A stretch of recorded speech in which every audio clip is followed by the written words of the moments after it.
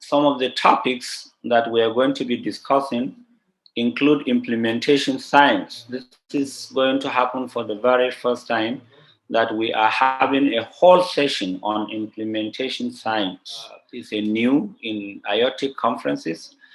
We will be talking about the real-time implementation science. So you don't want to really miss that.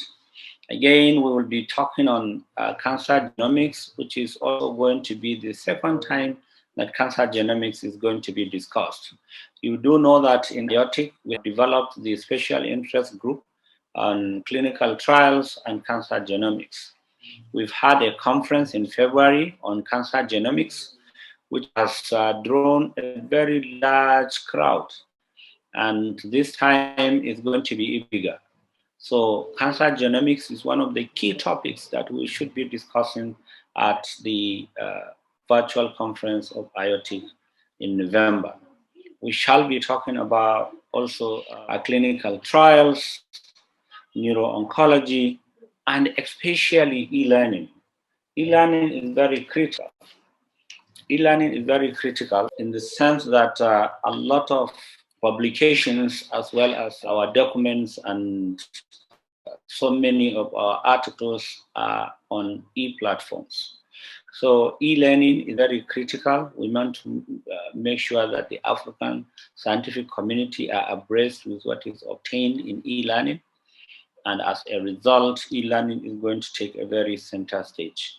And beyond that, we have also special interest groups, such as the surgical oncology, the pathology, will also participate. And we will be having a lot of global cancer health disparities, for example.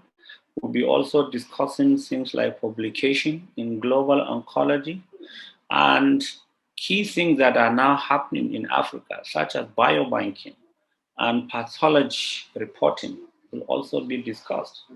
And it is important that we all recognize that. So a lot is all packaged. I cannot even forget things like artificial intelligence. Artificial intelligence is very key in what we are doing. And it is important that we concentrate and understand what artificial intelligence in cancer care is all about. COVID-19 and cancer in Africa will also take a center stage. We know that COVID is here and is here to stay with us. We must understand what is the effect of COVID-19 on cancer care in sub-Saharan Africa and as it is in the rest of the world. So it will also take a very important stage.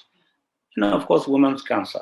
This is very critical because you know that the World Health Organization is trying to phase out cervical cancer by the year 2030, and Africa must not be seen to be lagging behind. One of the key areas that we will also be talking about. The common ones that we have always been doing, which is site-specific cancers, will also be very much prominent, such as breast cancer, prostate cancer, gastrointestinal cancer, and we should be able to unleash the new data that is coming out from sub-Saharan Africa and all the trials that are being conducted across sub-Saharan Africa. Our conference is the biggest and the largest cancer conference in Africa, and you don't want to be left behind. So I urge each and everyone to please join us in attending this conference virtually.